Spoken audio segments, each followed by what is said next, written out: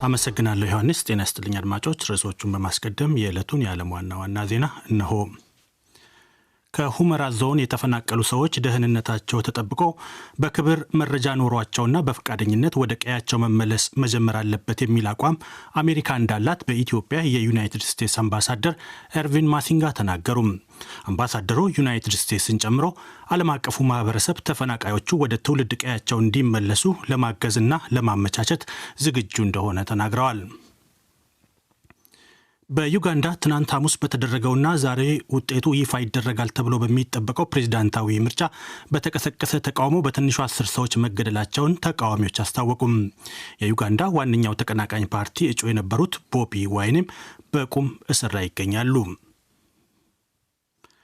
በርስ በርስ ጦርነት በምትታመሰው ሱዳን አፋጣኝ የምግብ እርዳታ ካልቀረበ ክምችቱ የፊታችን መጋቢት ወር መገባደጃ ላይ ሊሟጠጥ እንደሚችል የተባበሩት መንግስታት ድርጅት አስታወቀ። እርዳታው በአፋጣኝ መቅረብ ካልቻለ ሚሊዮኖች ለረሃብ ሊጋለጡ እንደሚችል ድርጅቱ አስጠንቅቋል።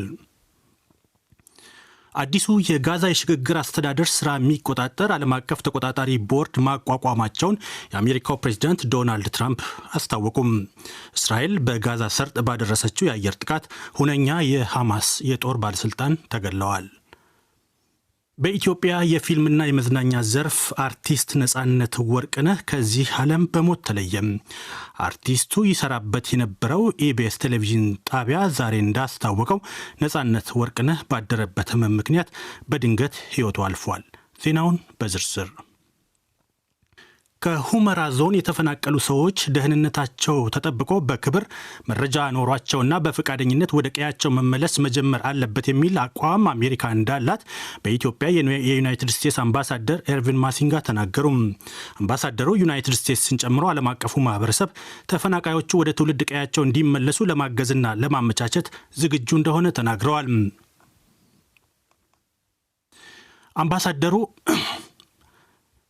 ይሁንና ሂደቱ በፌዴራል መንግስት መሪነት በኢትዮጵያ ሕዝብ ሊከናወን እንደሚችል ነው አምባሳደሩ የተናገሩት።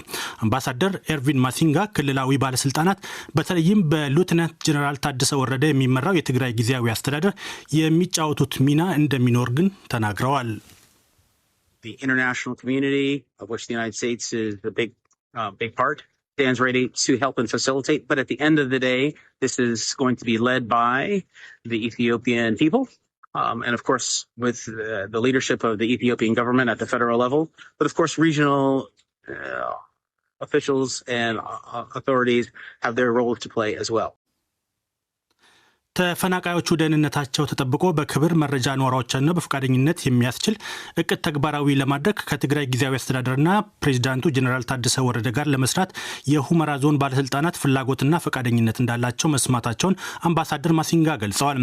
ተፈናቃዮቹን የመመለስ ስራ በሂደት የሚከናወን እንጂ በአንዴ እንደማይጠናቀቅ የገለጹት የአሜሪካው አምባሳደር ይሁንና በጎርጎርሳዊ 2026 መጀመር አለበት ሲሉ አሳስበዋል።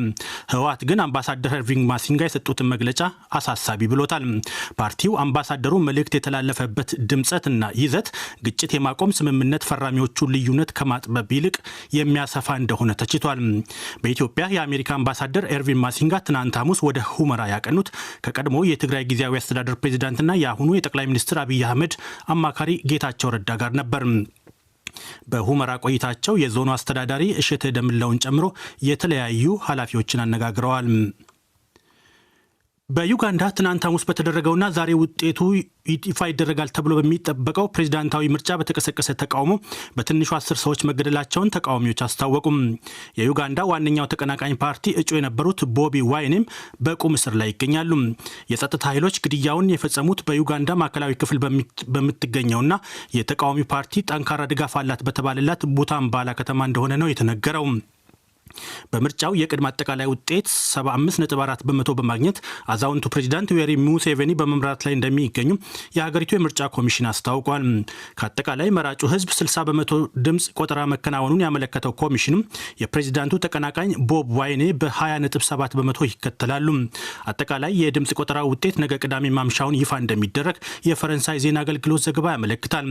የዩጋንዳ መንግስት ምርጫው ከመደረጉ ጥቂት ቀናት አስቀድሞ ኢንተርኔት መዝጋቱን ያመለከተው ዘገባው እስከ ዛሬ ማምሻው ድረስ አለመመለሱን ገልጧል። ለ4 አስርት ዓመታት በስልጣን ላይ የዘለቁት የ81 ዓመቱ ዩዌሪ ሙሴቬኒ ሰባተኛውን የዩጋንዳ ምርጫ ሊያሸንፉ እንደሚችሉ ከወዲሁ ግምት አግኝተዋል። በእርስ በርስ ጦርነት በምትታመሰው ሱዳን አፋጣኝ የምግብ እርዳታ ካልቀረበ ክምችቱ የፊታችን መጋቢት ወር መገባደጃ ላይ ሊሟጠጥ እንደሚችል የተባበሩት መንግስታት ድርጅት አስታወቀ። እርዳታው በአፋጣኝ መቅረብ ካልቻለ ሚሊዮኖች ለረሃብ ሊጋለጡ እንደሚችልም ድርጅቱ አስጠንቅቋል። በዓለም የምግብ መርሃ ግብር የአፋጣኝ እርዳታ ዝግጁነት ዳይሬክተር ሮዝ ስሚዝ እንዳሉት በመጋቢት መጨረሻ በሱዳን ያለንን የምግብ ክምችት እናሟጥጣለን ብለዋል። የተባበሩት መንግስታት ድርጅት እንደገለጸው ከ21 ሚሊዮን በላይ ወይም ከሱዳን ህዝብ አጠቃላይ ቁጥር ወደ ግማሽ የሚጠጋው በአሁኑ ጊዜ ለከፋ የምግብ ዋስትና እጦት ተጋልጧል። ከህዝቡ 2/3 የሚሆነው ደግሞ አስቸኳይ የምግብ እርዳታ ያስፈልገዋል።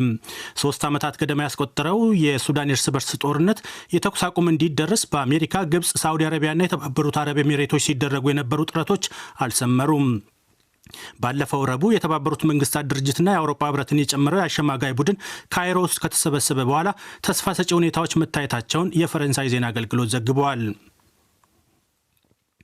አዲሱን የጋዛ የሽግግር አስተዳደር ስራ የሚቆጣጠር ዓለም አቀፍ ተቆጣጣሪ ቡድን ማቋቋማቸውን የአሜሪካው ፕሬዚዳንት ዶናልድ ትራምፕ አስታወቁም። እስራኤል በጋዛ ሰርጥ ባደረሰችው የአየር ጥቃት ሁነኛ የሐማስ ባለስልጣን ተገድለዋል። ሐማስ የእስራኤል ጥቃት በተኩስ አቁም ስምምነቱ ላይ እንዲያጠላ አጥልቷል ሲል ገልጸዋል። እርሳቸው እንደሚመሩትና የሰላም ቦርድ ብሎ የሰየሙት ተቆጣጣሪ አካል መሰየማቸውን ትናንት ሐሙስ በትሩዝ በተሰኘው የማህበራዊ መገናኛ ገጻቸው ላይ ይፋ ያደረጉት ትራምፕ የአባላቱን ማንነት ወደፊት ይፋ እንደሚያደርጉ ገልጸዋል። ቦርዱ ካይሮ ውስጥ የተሰየመውንና 14 የፍልስጤማውያን አባላት ያሉበትን የጋዛ አስተዳደር ይቆጣጠራል።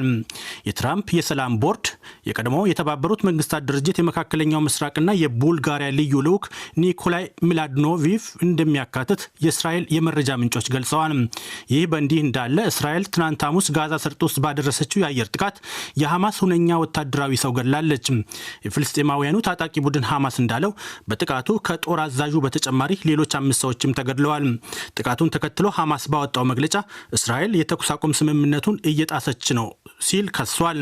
ጥቃቱን በተመለከተ እስራኤል ይህ ዘገባ እስከተጠናቀረባት ሰዓት ድረስ ያለችው ነገር የለም። ይህ በእንዲህ እንዳለ ኢራን በህዝቧ ላይ እየፈጸመች ነው ላለችው የጭካኔ እርምጃ ወታደራዊ አማራጭ አሁንም እንዳለ አሜሪካ አስታውቃለች። የጸጥታው ጥበቃ ምክር ቤት ትናንት ሐሙስ በኢራን ላይ በመከረበት ወቅት በመንግስታቱ ድርጅት የአሜሪካ አምባሳደር ዋልትስ እንዳሉት ኢራን ህዝቧን መግደል ካላቆመች አሜሪካ ማንኛውንም እርምጃ ለመውሰድ አሁንም አማራጮች አሉ። የአምባሳደሩ ንግግር የተሰማው ፕሬዚዳንት ዶናልድ ትራምፕ በኢራን ላይ ጥቃት ለመውሰድ የነበራቸውን ጽኑ አቋም ገታ ማድረጋቸው ከተሰማ አንድ ቀን በኋላ ነው። አምባሳደሩ በንግግራቸው ፕሬዚዳንት ዶናልድ ትራምፕ እዚህ በመንግስታቱ ድርጅት ውስጥ እንደምናደርገው ማለቂያ የሌለው ወሬ ሳይሆን የአቋም ሰው ናቸው ብለዋል። በህዝቡ ላይ የሚፈጸመውን ግድያ ለማስቆምም በጠረጴዛው ላይ አማራጮች እንዳሉ ነው ሲሉ መናገራቸውን ተናግረዋል። ከኢራን አንጻር ያላትን አቋም ግልጽ አድርገዋል። በተባበሩት መንግስታት ድርጅት የኢራን ምክትል አምባሳደር ጎላም ሁሴን ዳርዚ በበኩላቸው ቴህራን ነውጡ እንዲባባስም ሆነ ግጭት ውስጥ መግባት አትፈልግም ብለዋል። በኢራን ከ2 ሳምንት በፊት የተቀሰቀሰውን ህዝባዊ ተቃውሞ ተከትሎም የጸጥታ ኃይሎች በወሰዷቸው ኃይል የቀላቀለ እርምጃ በሺዎች የሚቆጠሩ ሰዎች መገደላቸውን የሰብአዊ መብት ተሟጋቾች አስታውቀዋል። የትናንቱ የጸጥታው ጥበቃ ምክር ቤትም ስብሰባም በአሜሪካ አነሳሽነት የተደረገ እንደነበር የጀርመን ዜና አገልግሎት ዘግቧል። ይህ ዶይቼ ቬለ ነው። በኢትዮጵያ የፊልምና የመዝናኛ ዘርፍ ዝነኛ የሆነው አርቲስት ነጻነት ወርቅነህ ከዚህ ዓለም በሞት ተለየ። አርቲስቱ ይሰራበት የነበረው ኢቢኤስ ቴሌቪዥን ጣቢያ ዛሬ እንዳስታወቅም ነጻነት ወርቅነህ ባደረበት ህመም ምክንያት በድንገት ህይወቱ አልፏል። ነጻነት ወርቅነህ ባለቀለም ህልሞች፣ የአንቺው ሌባና ኤፍቢአይን ጨምሮ በበርካታ የኮሜዲ ፊልሞች ላይ በመተወን በህዝብ ዘንድ ታላቅ ዝናና ክብር ያተረፈ አርቲስት ነበር። በተጨማሪም አርቲስቱ በህመም ምክንያት ከወራት በፊት ወደ ህንድ ተጉዞ ሕክምና ተከታትሎ መመለሱን በመገናኛ ብዙሃን ተናግሮ ነበር። ነጻነት ወርቅነህ በተለይም በኢቢኤስ ቴሌቪዥን በየሳምንቱ በሚቀርበው የቤተሰብ ጨዋታ ተብሎ በሚጠራው ፕሮግራም ላይ ለበርካታ ዓመታት በአቅራቢነት ሲያገለግል ቆይቷል። አርቲስት ነጻነት ወርቅነህ ባለትዳርና የ3 ልጆች አባት ነበር። ይህ ዶይቼ ቬለ ነው። አድማጮች፣ ዜናውን ለማብቃት ርዕሶቹን አንድ አፍታ ላስታውሳችሁ። ከሁመራ ዞን የተፈናቀሉ ሰዎች ደህንነታቸው ተጠብቆ በክብር መረጃ ኖሯቸውና በፈቃደኝነት ወደ ቀያቸው መመለስ መጀመር አለበት የሚል አቋም አሜሪካ እንዳላት በኢትዮጵያ የዩናይትድ ስቴትስ አምባሳደር ሄርቪን ማሲንጋ ተናገሩ። አምባሳደሩ ዩናይትድ ስቴትስን ጨምሮ ዓለም አቀፉ ማህበረሰብ ተፈናቃዮቹ ወደ ትውልድ ቀያቸው እንዲመለሱ ለማገዝና ለማመቻቸት ዝግጁ እንደሆነ ተናግረዋል። በዩጋንዳ ትናንት ሐሙስ በተደረገውና ውጤቱ ይፋ ይደረጋል ተብሎ በሚጠበቀው ፕሬዝዳንታዊ ምርጫ በተቀሰቀሰ ተቃውሞ በትንሹ 10 ሰዎች መገደላቸውን ተቃዋሚዎች አስታወቁም። የዩጋንዳ ዋነኛው ተቀናቃኝ ፓርቲ እጩ የነበሩት ቦቢ ዋይንም በቁም እስር ላይ ይገኛሉ። በርስ በርስ ጦርነት በምትታመሰው ሱዳን አፋጣኝ ምግብ እርዳታ ካልቀረበ ከምችቱ የፊታችን መጋቢት ወር መገባደጃ ላይ ሊሟጠጥ እንደሚችል የተባበሩት መንግስታት ድርጅት አስታወቀ። እርዳታው በአፋጣኝ መቅረብ ካልቻለ ሚሊዮኖች ለረሃብ ሊጋለጡ እንደሚችሉ ድርጅቱ አስጠንቅቋል። አዲሱን የጋዛ የሽግግር አስተዳደር ስራ የሚቆጣጠር ዓለም አቀፍ ተቆጣጣሪ ቦርድ ማቋቋማቸውን የአሜሪካው ፕሬዚዳንት ዶናልድ ትራምፕ አስታወቁም። እስራኤል በጋዛ ሰርጥ ባደረሰችው የአየር ጥቃት ሁነኛ የሐማስ ባለስልጣን ተገድለዋል።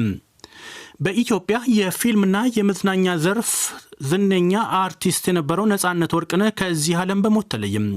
አርቲስቱ ይሰራበት የነበረው ኢቢኤስ ቴሌቪዥን ጣቢያ ዛሬ እንዳስታወቀው ነጻነት ወርቅነህ ባደረበት ህመም ምክንያት በድንገት ህይወቱ አልፏል። አድማጮች፣ ለዕለቱ የያዝነው ዜና በዚሁ ያበቃል። ጤና ይስጥልኝ።